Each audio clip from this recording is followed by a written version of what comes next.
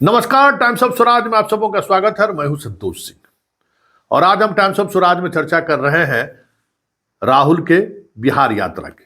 जी हां, भारत न्याय यात्रा के सिलसिले में आज राहुल की यात्रा किशनगंज के माध्यम से बिहार में प्रवेश की। किशनगंज और अररिया में वहां लोगों से भी मिले, आम सभा को भी संबोधित किया। कल पूर्णिया में भी उनका सभा है।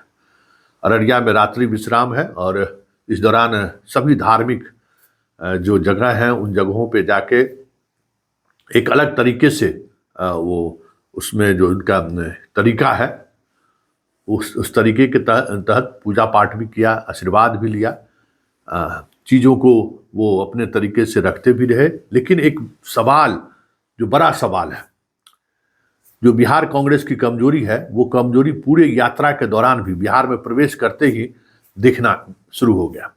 ये इसमें कोई दो मत नहीं कि पूरी यात्रा के दौरान जो चीज़ें मीडिया के माध्यम से कवर होनी चाहिए थी वो तो अलग चीज़ छोड़ दीजिए, उसके लिए तो बहुत मुश्किल है कांग्रेस उस पर खड़े उतरे। लेकिन जो मैन मैनेजमेंट होना चाहिए या राहुल का संवाद कहाँ कैसे किस जगह पर जाने के बाद एक अलग तरीके का मैसेज छोड़ सकता है, वो साफ अराजक वाली स्थिति देखने को मिली पूरे पहले दिन राहुल की इस यात्रा का। इतना ही नहीं, नीतीश से गठबंधन टूटने के बाद बदली हुई परिस्थिति में राहुल का क्या स्टैंड होना चाहिए, किस तरीके से राहुल अपनी बात रखे, ये सब भी करते हुए राहुल बसते हुए दिखे।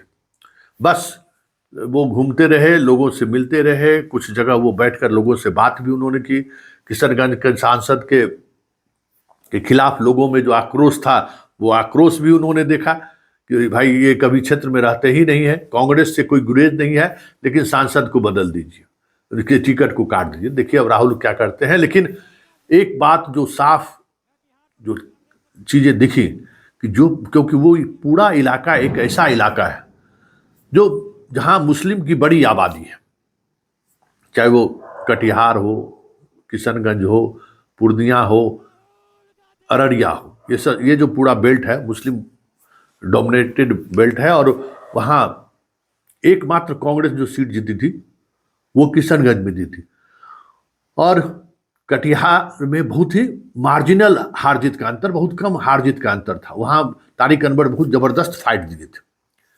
अररिया में हालांकि आरजेडी की हार बहुत बुरी तरह से हार हुई, वहाँ उस तरीके से हमें लगता है कि वो फाइट नहीं कर सके। तो इस बार कहीं तीनों सीट, ये जो चारों सीट देख रहे हैं, कांग्रेस को मिल जाए, कुछ इसी तरीके की चीज़ें दिख रही हैं कि कांग्रेस शायद इस 4 सीट पर ज़्यादा फोकस कर रहा है जहां मुस्लिम डोमिनेटेड वोट बैंक है।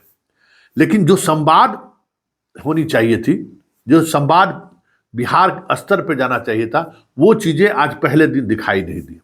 और जो स्टेट कांग्रेस की जो टीम है, उस टीम की कमजोरी भी साफ तौर पर दिखाई दिया कि एक जो वहाँ पे मैन मैनेजमेंट होना चाहिए कि किस जगह पे राहुल के जाने से क्या प्रभाव छोड़ा जा सकता है, वो साफ दिखा, उसकी कमी साफ दिखी। जैसे लगता था कि कोई स्टेट से कोई कोऑर्डिनेशन ही नहीं है। जयराम रमेश को कुछ लगा ही नहीं। भाई आप किशनगंज और अररिया में कोई इस तरीके का बहुत सारी जगहें हैं जहां वो जा सकते थे, लोगों से मिल सकते थे, अलग तरीके का मैसेज दे सकते थे। लेकिन वो सारी चीज़ें अररिया में आ ही इतने लेट कि बस सिर्फ काली मंदिर में जाकर दर्शन करके वो फिर कैंप में वापस लौट गए।